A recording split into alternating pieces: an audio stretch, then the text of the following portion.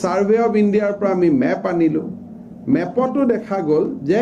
these are clearly within the constitutional boundary of Arunachal Pradesh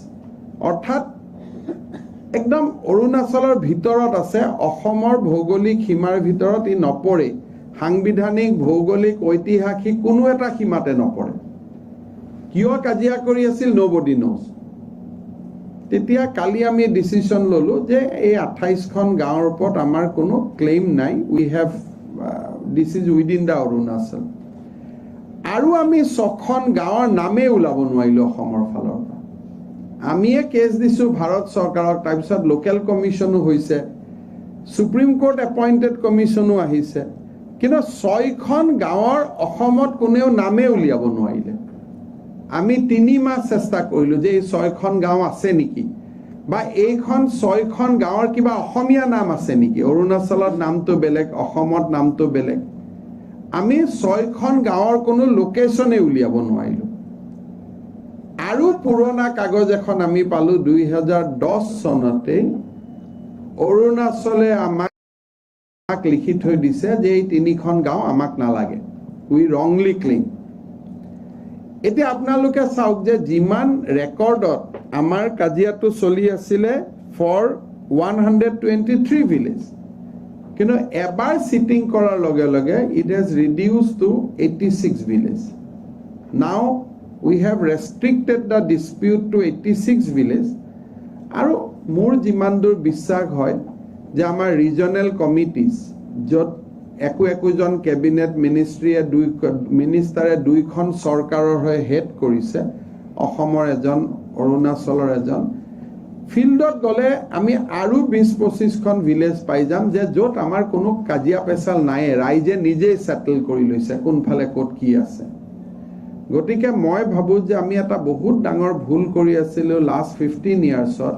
বা 20 ইয়াৰ্ছত যে আমি কথা পতা নাছিলো দুইখন চৰকাৰে একেলগে আমিতো কাজিয়া আমাৰটো উত্তৰ পূব এখনে আমি যদি অলপ খোজকাৰি গাঁও বিলাকলৈকে গলোহেতেন বহুত বিলাক সমস্যা হয়তো we could have resolve long back so যি কি নহওক Namsai declaration is now talking about 86 village আৰু 15 সেপ্টেম্বৰৰ আগতে আমি আৰু কিছু ভিলেজ আমি ডিসপিউট ৰিজলভ কৰিব পাৰো নেকি আমি ট্ৰাই কৰিম লাষ্টত 10-15 খন ভিলেজ থাকিব যত আমাৰ ষ্টেণ্ডটো টাব হ'ব তেওঁলোকৰো টাব হ'ব will try to find out some way at some point of time কিন্তু মই ভাবো যে মেঘালয়ৰ পিছত yesterday was a historic day যে আমি এটা মানুহৰ মনত এটা কনফিডেন্স জেনাৰেট কৰিব পাৰিছো যেতিয়া অসম অৰুণাচলৰ ডিসপিউটটো ৰিজলভ হ'ব প্ৰধানমন্ত্ৰী মোদী ডাঙৰীয়া আৰু গৃহমন্ত্ৰী অমিত শাহ ডাঙৰীয়াৰ ঐকান্তিক ইচ্ছা যে স্বাধীনতাৰ অমৃত মহোৎসৱৰ সময়তে এই সমস্যাবিলাকৰ সমাধান হওক আৰু আপোনালোকে জানে হায়দৰাবাদতো অমিত শাহ ডাঙৰীয়াই কৈছে যে will resolve all issues of North East during this period আৰু মই ভাবো যে কালি নামচাইত হোৱা বৈঠক was a landmark meeting from the point of view of creating a united northeast যদি আপোনালোকৰ কিবা খুদিব লাগে আছে on both the issue আপোনালোকে খুদিব পাৰে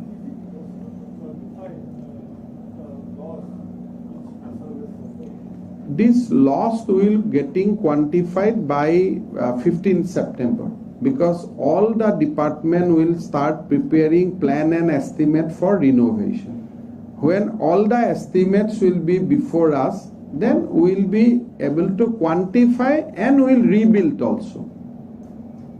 because whatever damage they will give us estimate we will give sanction so now somebody will say that ya 200 koti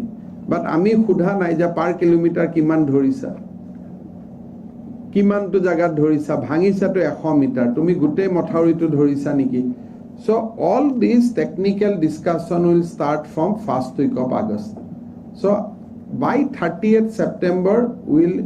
will be able to identify the total infrastructural damage and we will be able to start work also for that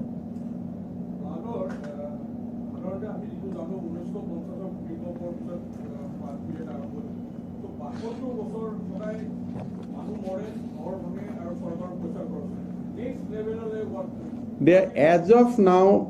no scientist has provided any solution to the flood. As of now, so everybody is providing solution for mitigating flood, managing the flood.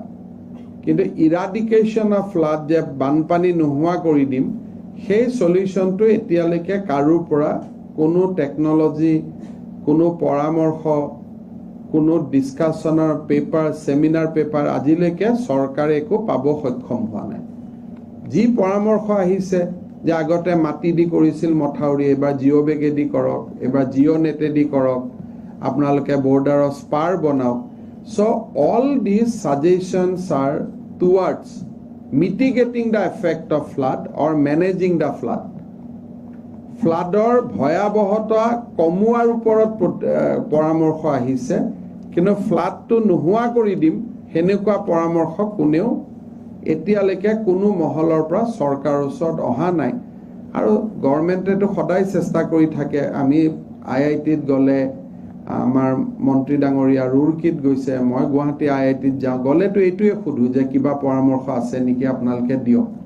but nobody has any solution for permanent resolution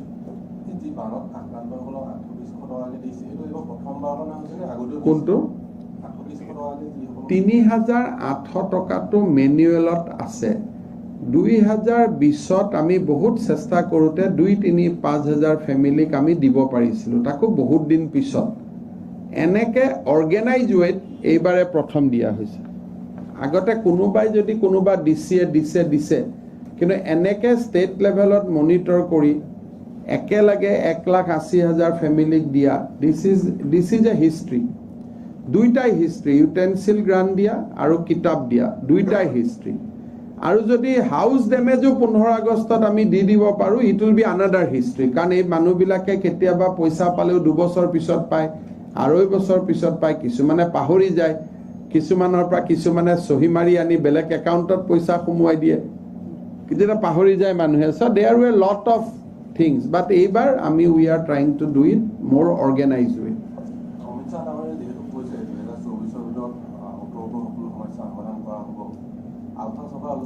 এটা আলফাটো সমস্যা হয় নে নহয় হেতু চিন্তা কৰিব লাগিব এটো অসমৰ সমস্যাৰ ভিতৰত এটো পৰে নে নপৰে মইতো ভাবো যে এটো আমাৰ দুজন মানুহে কথা পাতি সমাধান কৰা এটো এটা ভুল বুজাবুজি সমস্যাৰ ভিতৰত বানপানী পৰিব সীমা সমস্যা পৰিব আমাৰ নিজৰ ভিতৰত কাজিয়া কৰি থকাটো আৰু আমি সমস্যা বুলি ক'ব নোৱাৰো গতিকে মই ভাবো যে এটো এটা ভুল বুজাবুজি পৰেশ বৰুৱাৰ এটা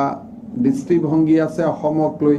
আমাৰ এটা দৃষ্টিভংগী আছে আলোচনা কৰি এটো ঘৰৰ সমস্যা ঘৰত শেষ কৰিম উত্তৰ পূৰ্বৰ সমস্যা নহয় এটো উত্তৰ পূৰ্বৰ সমস্যা মানে অসম মেঘালয়ৰ সমস্যা অসম অৰুণাচলৰ সমস্যা বানপানীৰ সমস্যা বিদ্যুতীকৰণৰ সমস্যা কমিউনিকেশনৰ সমস্যা ইন্টাৰনেটৰ সমস্যা আলফা সমস্যাটো অসমৰ সমস্যা বা নাগা সমস্যাটো নাগালেণ্ডৰ সমস্যা এটো উত্তৰ পূৰ্বৰ সমূহীয়া সমস্যাৰ ভিতৰত নপৰে বানপানী প্ৰতি বছৰে বানপানী হৈ থকা সময় বা হোৱাৰ পিছত ৰাষ্ট্ৰীয় দুৰ্যোগ বুলি ঘোষণা কৰা ইয়াৰ আপোনাৰ ফেভাৰ আৰু ইয়াত অলৰেডি এটো নেজাইছে এটোটো no provision for national মানে নহয় আমাৰটো এটা severe already it has been declared as a severe calamity. The word in the manual is whether natural calamity and severe natural calamity. So Assam flood, this year flood has already been declared as a severe calamity. Aru সেই কাৰণে we will get fund or we are getting funds. হেতু এটা সামাজিক সংগঠনৰ এটা slogan স্লোগানে হক দাবিয়ে হক emotion কক আবেগ কক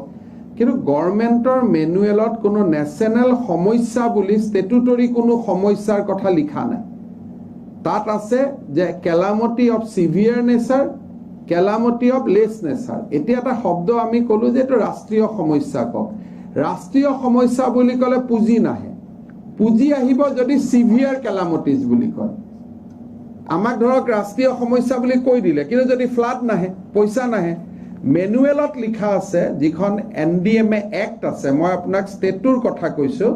পাৰ্লিয়ামেণ্টত যিখন ডিজাষ্টাৰ এক্ট পাছ কৰা হৈছিলে ডিউৰিং দ্য কংগ্ৰেছ ৰিজিম আগতে তাতে কেটেগৰী কৰা আছে যে কোনটো ডিজাষ্টাৰক কি নাম দিয়া হ'ব এটা ৰাষ্ট্ৰীয় সমস্যা বুলি ক'লে পইচা নাহে সিভিয়াৰ ডেমেজ বুলি ক'লে কেলামিটি অফ সিভিয়াৰ নেচাৰ বুলি ক'লে পুঁজি আহে গতিকে এটা ডিক্লেৰেশ্যন এইটো এটা আৱেগিক পৰ্যায়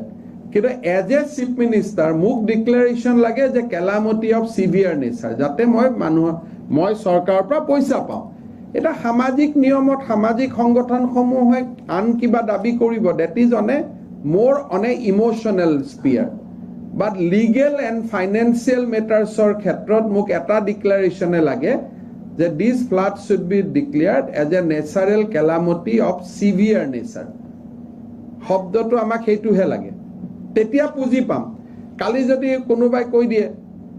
ৱাটাৰ ৰিচোৰ্চ মন্ত্ৰীয়ে অসমত কৈ দিলে যে বানপানী সমস্যা মই ৰাষ্ট্ৰীয় বুলি ডিক্লেয়াৰ কৰিলোঁ নাও ডিক্লেৰেশ্যনটোৰ পৰা আমি কি পাম সেইটো আইনত নাই কিন্তু আইনত এইটো আছে যে এইটো দুৰ্যোগ জটিল দুৰ্যোগ বুলি ক'লে তাৰ দায়িত্ব ভাৰত চৰকাৰে ল'ব যে ইয়াৰ ৰিলিফ কৰা ৰিহেবিলেট কৰা ইনফ্ৰাষ্ট্ৰাকচাৰ ডেমেজ কৰা তাৰ দায়িত্বটো অট'মেটিকেলি ভাৰত চৰকাৰলৈকে গুচি যায় সেইকাৰণে ইতিমধ্যে অসমৰ এইবাৰৰ বানপানীটো কেন্দ্ৰীয় চৰকাৰে জটিল দুৰ্যোগ বুলি ঘোষণা কৰিছে আৰু এইকাৰণে মই ভাবোঁ যে আমাৰ পইচাৰ অসুবিধা নহ'ব 90% of all these costs will be borne by the central government. NRC কথা ক'ত পাই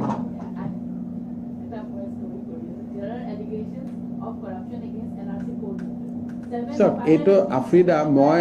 ক'ব পাৰোঁ but entire headline will go' in that way tomorrow নহয় মই যদি কৈ দিম ইউ আস্ক মি পাৰ্চনেলি মই কৈ দিম কিন্তু আজি আমি বানপানীৰ দুৰ্যোগত পৰি থকা মানুহখিনিয়ে যাতে অলপ সান্তনা পায় কালি পেপাৰখন পঢ়ি আজি যদি এইটো উত্তৰ দিব যাওঁ obviously headline hetu jagat gusi jabo so you meet me tomorrow I will give that answer ha you have given us the data today in terms of the the relief that you have given the help you have given but if you have seen that we are actually facing extreme weather conditions as well in the state extreme rains extreme heat so does the state is the state working towards a master plan for it given the fact that the IPCC reports, if you look at the last IPCC report, that also has indicated towards that climate change will be one major issue that Northeast, including Assam, will be facing. You see that Assam government is taking certain steps, but all these steps will be, I think, we will be able to showcase after some time. Assam has taken a in-principle decision that gradually we will reduce our burden on power produced by coal. We will go to green power. So we have taken 3 to 4 years time on that. Second, we have taken a decision that Assam will not use public transport on fossil fuel. So that is another decision. So like that, climate change oporot ami bahut keta siddhanto loisu কিছুমান ফৰেষ্টক আমি ৰেষ্টৰ কৰাৰ বাবেও কিছুমান কাম হাতত লৈছোঁ but all these needs time but we are working in a proper way I think 24 বা এই মাহৰ শেষত অসমত আমি এখন MOU কৰিব খুজিছোঁ with PSU of government of India to produce 1000 solar power তাৰমানে উদ্দেশ্যটো হ'ল যে গ্ৰেজুৱেলি উইদিন 5 to 6 hours অসমে কোল বেছড পাৱাৰ ইউজ নকৰে will completely shift to green power কিন্তু এইবিলাক কৰিবৰ কাৰণে টেকন'লজি কেনেকুৱা ছ'লাৰটো দিনত হ'ব গতিকে আমি ছেভ নকৰিলে যদি ৰিজাৰ্ভিয়াৰ নাথাকে তেতিয়াহ'লে ৰাতি ইউজ কৰিব নোৱাৰোঁ so all these are very very complicated issue but as you know that Prime Minister is taking initiative globally he is leading the initiative and obviously Assam is part of his initiative. I'd like to request you to answer one question please. Afrida please do not ask flood and Arunachal if you want to ask otherwise I'll answer you personally.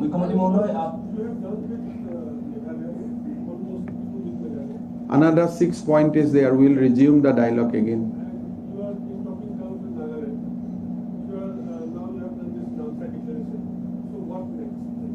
So it is a very, very clear strategy. Assam has a border dispute with 4 states. So Assam and Meghalaya has resolved 6 sites. 4 more sites can be resolved. We have already some kind of understanding that this can be resolved in this way. However, Meghalaya dispute দুটা point আছে, Lampi আৰু block 1 block 2 in Karbi Anglong. These are tough area, but 10 dispute can be resolved. Out of that 6 has been resolved. Survey of India etia কাম কৰি আছে. I think Survey of India will soon give us modified boundary of Assam and Meghalaya. যি ধৰণে আমি settle কৰিছিলো সেই ধৰণে কৰি ল'ব. So Assam and Meghalaya, we are proceeding on right earnest. So Namsai declaration again was a big breakthrough yesterday. At least আমি জানো যে এতিয়া আমি কিছু বিবাদ সমাধান কৰিব পাৰিম. Our Minister Border Otul Bora will be visiting Mizoram soon. We are taking up, we are also talking to government of Mizoram that how we can resolve it. Nagaland, both the state, we have taken a resolution we will resolve the issue in Supreme Court. But during this period, we will jointly develop some of the sensitive area. Jate manuhar rasta, ghat, khua pani, biddut, ebilakor obhabot poribo nalage. So there is a very, very clear understanding with Assam and Nagaland that we will resolve this issue peacefully in Supreme Court. And till then, we will not do anything which will harm the friendship between the 2 states. And we are constantly in touch with government of Nagaland. And they are also cooperating with us whenever there is any report of fresh encroachment. Amar DC তেওঁলোকৰ DC কথা পাতিলে normally আজিলৈকে problem বিলাক resolve হৈ আছে. So Arunachal and Meghalaya, I am very hopeful. Mizoram will try to open the dialogue in this year.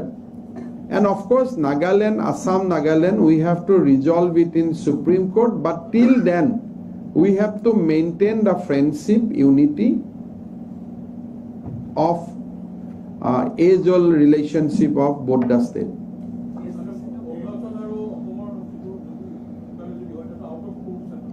Out of court হৈ যাব if we can agree. এতিয়া আমি Supreme Courtক জনাই দিম that the dispute has been reduced to 86. Combined joint petition হ'ব, গতিকে reduce হৈ যাব.